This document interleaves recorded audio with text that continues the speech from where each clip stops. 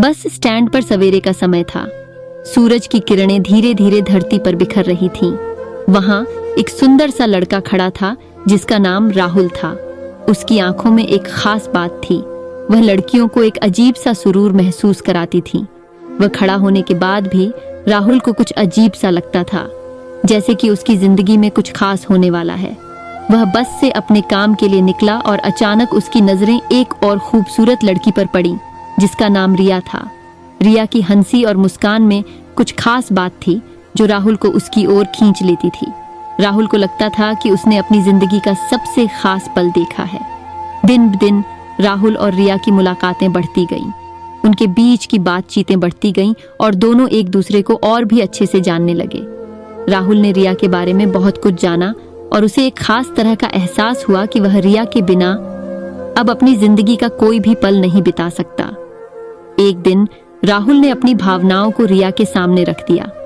वह रिया से कहना चाहता था कि उसे उसकी जरूरत है और वह उससे प्यार करता है, लेकिन यह सोचकर भी उसे अपनी यह बात कहने में कुछ हिचकिचाहट थी।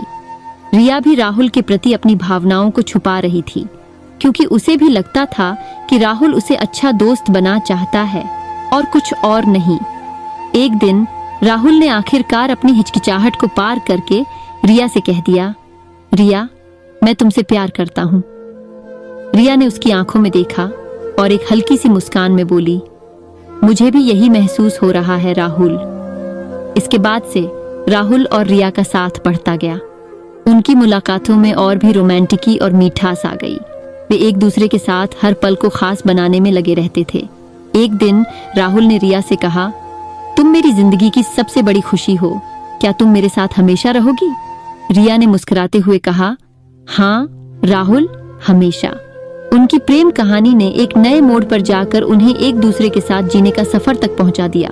राहुल और रिया ने एक दूसरे के साथ सभी संघर्षों को पार किया और एक सख्त बंधन में बंध गए। इस रोमांटिक कहानी से हमें यह सीखने को मिलता है कि प्यार में हिचकिचाहटें आती हैं, लेकिन जब आप अपनी भावनाओं को साझा करते हैं तो जीवन को एक नए रूप में देखने का मौका मिलता है। राहुल और रिया ने अपने प्यार को सफलता की ऊंचाइयों तक पहुंचाया और एक दूसरे के साथ जीने का सफर हमेशा के लिए यादगार बना लिया।